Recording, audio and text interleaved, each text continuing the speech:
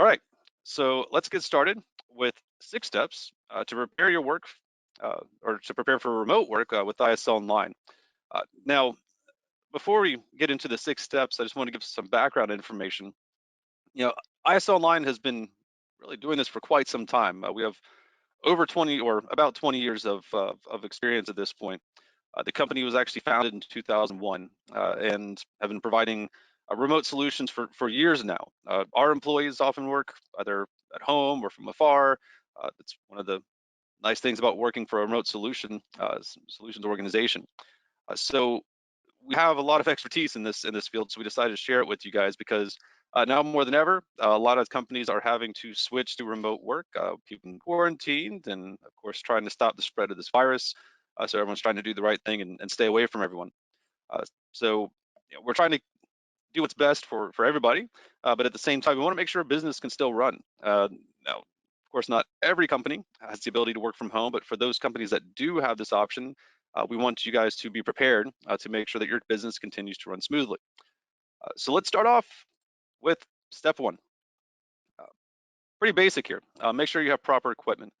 Obviously, there are tools that are needed to be able to work from home, whether it is headset, microphone, if you're going to be making phone calls or doing demos like we are right now. That's obviously key. Maybe a camera. A lot of laptops have them built in. There's cheap webcams out there. And then, of course, either a laptop or a desktop of some sort, or even a tablet or a phone, depending on what you do. Now, with ISL Online, one of the nice things about having proper equipment is you don't need the best equipment. A lot of times, one of the biggest hesitations of employees that they don't want to, or they're afraid of working from home, or they don't think they're going to be able to work from home because they don't have the same setup they have in the office.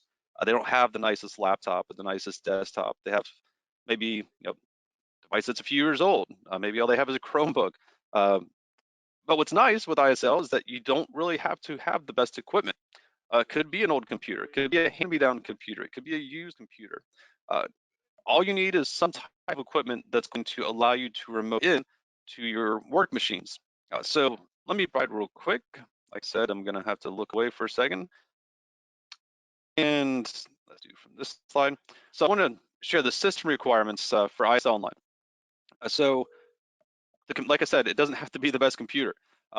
Windows XP or newer is all that you really need to be able to use the solution. Most people, I would hope, have something newer than a Windows XP, but if that's all you have, then you should still be able to connect into your devices.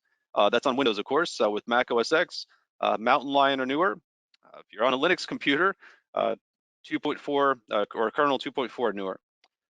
Now, you also have the ability to use mobile devices to remote into your work computers. Now, not always ideal. Being on an iPhone or an Android or just a cell phone in general, and then trying to take control of a computer can be a little bit tricky. I've had to do it quite a few times. It is possible though. And if you are using a mobile device to get into your work resources, if it's an iPhone or even an iPad, iOS 8 or newer, that's to remote in. Now, in order to be able to view either an iPhone or an iPad in real time on the screen, you would need iOS 11. With Android devices, just 4.4 newer. That's also to allow you to take control from your Android device to your work computers. And if you want to be able to take full control of an Android device, maybe for remote support, it does have to be either Samsung, LG. Well, I don't have to read these to you guys. You can read the screen.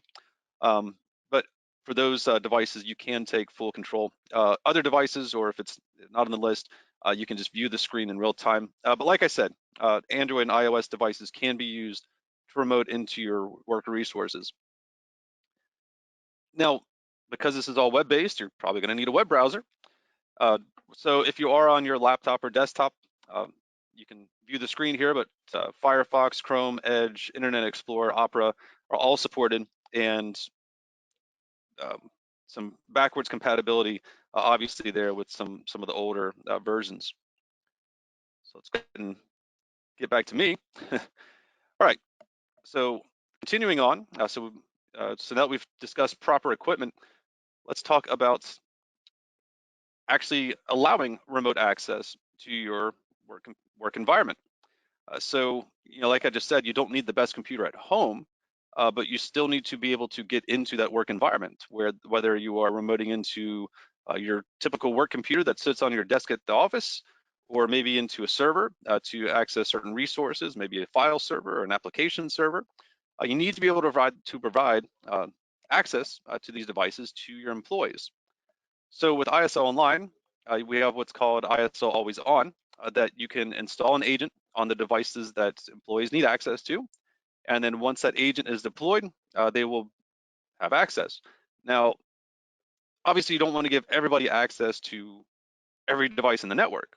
You don't want people to, log into another coworker's computer or have access to a server that they normally wouldn't have access to. So you can customize that. You can, let me show you guys, talk about it. So I have a site pulled up in front of me right now.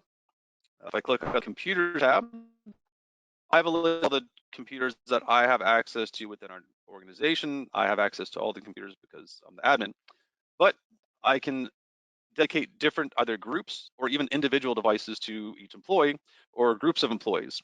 So like this one, for example, well, actually there's not a computer in here, but he had access to one machine in this group. That's all he needed access to. That's all I gave him access to.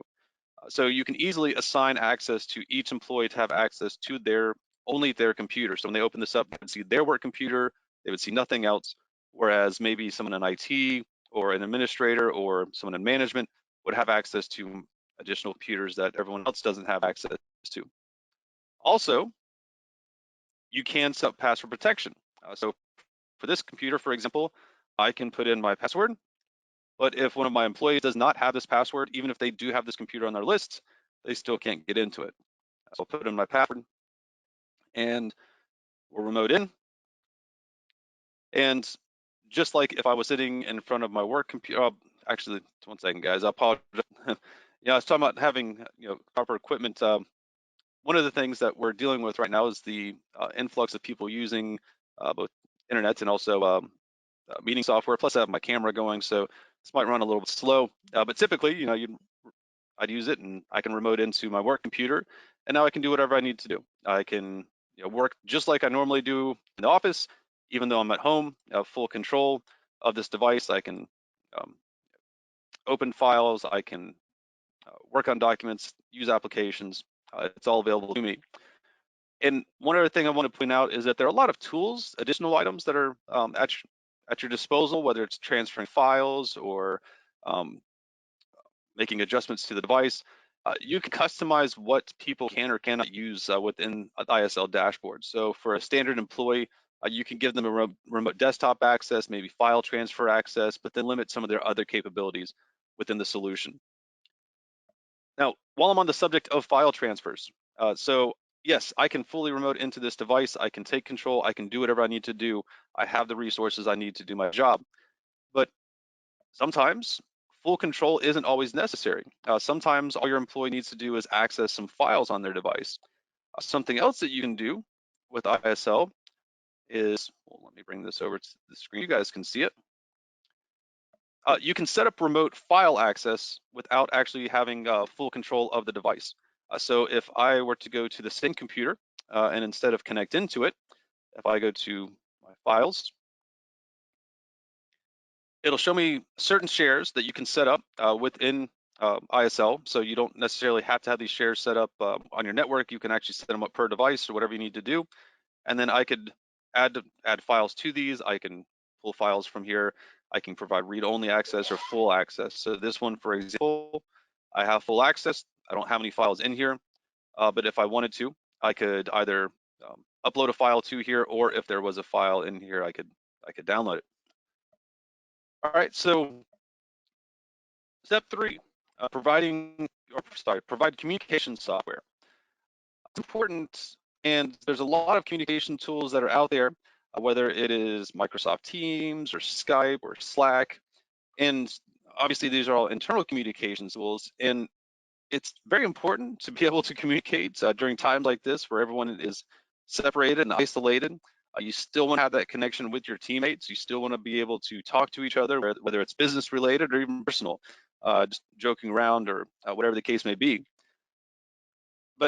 one of the things I guess that excuse me, that I would say would set ISL Online apart is the chat software that we have, ISL Pronto, allows for both internal communication and external communication. Uh, Not only do you want to be able to communicate with your teammates, but you also want to be able to communicate with your customers. And times like this where people are working from home, maybe it's harder to get in touch with someone on the phone, maybe the emails are a little bit delayed because people are having to homeschool their kids right now. So having the direct line of quick and easy communication is very important. So let me show you guys what ISL Pronto looks like for both your customers and for you guys. And I should have cleared this out, but actually I was having a discussion with one of my teammates about this webinar. We were having some issues with the link. I'm glad you guys were able to get in here. I think GoTo has been bogged down by so many people using their solution. So we were having issues. Not everyone could access the link. So I was asking one of my teammates who was working at home to see if he could get it to work. So anyway, I'll go ahead and talk a little bit more about the chat. So this is what it looks like internally. So I can start up a chat with one of my teammates. I can say, you know, how to type it. Anyway, I can, see how he's doing. We can communicate. We can say, we can schedule calls. We can help out, whatever. But also for communications with customers still in touch with us even during times like this. So for a customer, if they go to your website, you can have this chat button and prompt the chat. Try something. We're going to try to have both screens or both going at the same time. Like I said, my computer's slow because I have so much going on. But anyway, the chat box pops up for the user or for the end customer, and they would be able to communicate with you guys. Let me go ahead and enter as a customer in the chat, and you can see as soon as I did that, it shows up as bold for the operator, so they know no one has picked it up. It also dings in our ears if we have headsets on. It looks like Charles picked that up already, and he's already asking, or he's already helping me. So we can talk back and forth. But I want to also show you guys real quick. I'm going to ask Charles if I can join this chat, so that way I can see what Charles sees, because not only, like I said, can you use this as internal communications, you can use it for an external communication tool. But when a customer is in chat, first off, you can see what they're typing as they're typing it, so you don't have to wait until they hit enter. So you can go ahead and prepare your responses ahead of time. Something else that you can see, Charles is using the comment option, where he and I can comment back and forth, and the customer does not see that. So we can, like, perfect, can you help with this? Maybe it's something that he doesn't know how to answer, so I'm going to answer for him. We can both, like I said, share that chat, and then as soon as I take those two lines away, get rid of that comment, type it in here, and it shows back up on the customer's screen. You can also have canned responses available. So like I said, if you're watching what the customer's typing, you can go ahead and get that canned response up and ready so they don't have to wait for a while for you to answer. So I'm going to go ahead and minimize all of this and get back to the presentation. And something else too, I should have showed you guys with the chat, but if no one's available, obviously working from home has its challenges. And if for some reason nobody's available in chats, maybe people are on lunch, maybe people are, like I said, having to homeschool their kids, maybe it's after hours. If no one's is logged into chat, then it will pop up on the screen, leave a message instead of chat with us. So that way your customer is not waiting for someone to answer something when there's nobody there. And one last thing, sorry, about the chat is if you are away from your computer for a while, if you forgot to log out of chat, it will automatically log you out after some time. So, working from home, people get distracted. Like I said, maybe they get pulled away to do something else and they don't log out of chat. It will log them out so that customers aren't waiting for somebody to answer something that is not being answered. All right. Step 4, hold meetings. Now, most companies hold meetings quite often. Sometimes companies hold meetings more than they should. Sometimes something that could be answered in email. But it is still important to have meetings. There are certain meetings that are necessary. Our team, for example, meets up once a week just to kind of go over what everyone's doing, just to keep everyone in the loop. That way, we all know what's going on. We all know what everyone's working on. So it's still important to keep that communication going. Now, typically, if we're all in the office, we have these meetings in a conference room, and then if people aren't in the office, they can dial in to a conference phone or whatever. But when everyone's at home, it might seem challenging to keep those meetings going, but it's still important. You still want to keep the same day-to-day routines that you normally have going on, even when people are in the office. So ISL Online also offers meeting software. So I'm going to show that to you guys real quick. It's called ISL Group, and very similar actually to what we're using with either GoToMeeting or GoToWebinar. You have a lot of the same features with ISL Group. You can share your screen. You can do a slide presentation. I could import my slide deck in here and just go through my slides very easily, or I can add a blank slide if I want to and do whatever I want on here, and or add text or whatever the case may be, and just have a brand new slide deck. Or I can, let's get rid of that. Or I can, like I said, I could share my screen. I could share my camera like I'm doing right now, so that way we could all see each other. If we were in a meeting together, well, we are, but if my team was in a meeting, yeah, we can turn mics on or off, and chat just like we have here. And if I wanted to share something with my team, I could import or export something from here if I like the slide deck that my teammates shared. And I can also adjust the view. So instead of having all these things on here, if I wanted to fit it to the screen or even do full screen of the slide presentation or of whoever's on camera, we could do that as well. So real quick though, before anyone asks, a lot of times people say, all right, so you have your own meeting software. Why are you using GoTo? Why aren't you using ISL? The one thing that it lacks is the dial-in option. So if any of you are dialed into this meeting right now, you would not be able to hear anything I was saying if I was using ISL Group, because it only has the computer, mic, and speakers option. So if your team all has a headset like I have, you would be able to use ISL Group. And like I said, it could be used as a video conferencing tool or just to share presentations or slides or your screen, whatever you need to do. But it's still, like I said, important to have those meetings going. All right, so next item is providing either a VPN or a VPN alternative to your network. Chances are employees' networks or at-home networks are not as secure as your office network. You don't want to open up your office network to the entire world because that's going to open up a whole other can of worms. So you want to make sure that the connection is secure whenever employees log in to your network. And a VPN is a great way to make sure that that's happening. It encrypts the communication back and forth. There's a lot of different VPN tools that are out there. They're all great, or not all great, but there's a lot of great ones that are out there. Not saying that you shouldn't use a VPN. If you already have a VPN in place and you're using it, great, stick with it. I'm not telling you to change. But with ISL, you don't necessarily need a VPN. So let me get back into ISL Lite session. Oh, so first of all, ISL Online is very secure with the connections. All of our connections are encrypted. There are dedicated ports, which we'll get to in a little bit. There's also unique session codes. They're password protected, so there's a lot of the same functionality that you have with the VPN is already available just on a regular connection with ISL Online. But on top of all of that, let me get logged in here. You also have the ability to use ISL Online as kind of a jump client or a jump host, whatever you want to say, to have access into other devices on the network. So for example, I can remote into my work computer, but when I'm in the office, maybe I can, when I'm in the office, I normally I'll RDP into a server. So now that I'm at home, how do I do that? Well, with ISL Online, I can connect via either RDP or SSH, or I can create a custom tunnel.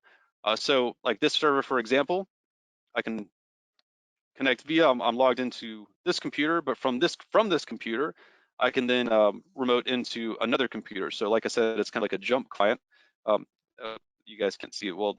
You can see the RDP icon just popped up, and here comes password. Anyway, you get the idea. Let me drag that over here just so I can show it to you guys. So yeah, so it asks me for my credentials. So I could put in my credentials, which I'm sorry, I don't remember off the top of my head. Um, and then I could get into that other machine. So just VPN without having to purchase yet another piece of software or set up a VPN through your firewall or whatever you have. But like I said, if you already have VPN, you don't necessarily need to make any changes. It's just letting you guys know that that's available through ISL. And the last step to ensure that everyone has proper internet access. So this isn't something I can help out with. ISL Online does not provide internet connections, so uh, we can't really ensure that people have access through ISL. But what we can do is make sure that as long as they have internet, might not be the best internet connection, but as long as they have internet, they can still get into their work computers. So a couple things I just want to point out. I know we're almost out of time. Uh, all you need is a 56K connection. I mean, if your employees are running on 56K, then I'm not sure what's happening, but that's all you need to be able to actually use ISL. Now, I'm not saying it's going to run smoothly. I'm not saying it's going to be pretty, but it will work. And then, as I mentioned, there are dedicated ports. So port 7615 is our primary port, and then we have fallback ports 443 and 80. So if for some reason 7615 is not available, it's locked down, it's no big deal. It'll actually try to connect on 7615 for 20 seconds. If it can't connect on 7615, it'll then fall back to 443. If it can't do that, it'll fall back to 80, and then it'll eventually, if it can't use that, then your employee doesn't have internet. But 443 and 80 should be open and available for connection. So as long as they have internet connection, and even if it's a slow connection, they can still connect in using ISL Online. Whoops. And the last thing I wanted to show you guys real quick, because we are almost at the end of our time, is if I do have a slow connection, oops, let me bring this over so you guys can see it. If I do have a slow connection, let's try that again. I can adjust the color quality on my screen to really make sure that I can still get in here and do what I need to do. I mean, if I need to drop it down to 8 colors, it's not going to be pretty. You guys are going to see that here in just a moment when it does drop down, but at least I can still get in. I've had to do this in the past with some slow connections or some very slow servers that I'm on, and just drop it down to the slowest possible connections, or slowest or the lowest possible connection, so I can get in there and do what I need to do. But it is something that can be adjusted to make sure that even if your employees don't have the best connection, they can't use that as an excuse anymore. They can't say, well, my internet's slow. Well, you can still use ISL. So those were the 6 steps. Like I said, this was going to be a short and simple, just real quick introduction to ISL, but also uh, some tips to help you guys out with the influx of remote work that's going on right now with everything that's happening in the world. But I do want to thank you guys for joining today. I appreciate everyone allowing me to test out this new format with the camera and the layout on the screen. Thank you guys for being my guinea pigs, and thank you guys for taking a look at ISL and how we can assist you and your clients with transitioning to more of a work from home model. So I hope everyone stays safe. Continue to wash your hands. Try not to touch your face. It's hard for me to have a beard. It's really hard. But try not to touch your face. Try not, wash your hands. Definitely wash your hands. Stay safe and try to stay away from everyone. So have a great day, guys, and I hope everyone has a great weekend. Bye.